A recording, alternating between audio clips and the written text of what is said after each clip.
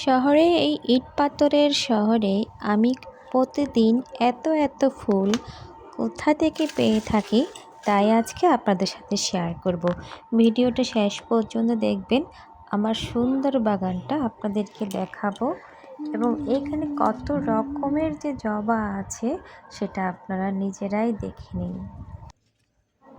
অনেক সকালে ছাদে চলে আসলাম ফুল ওঠাতে।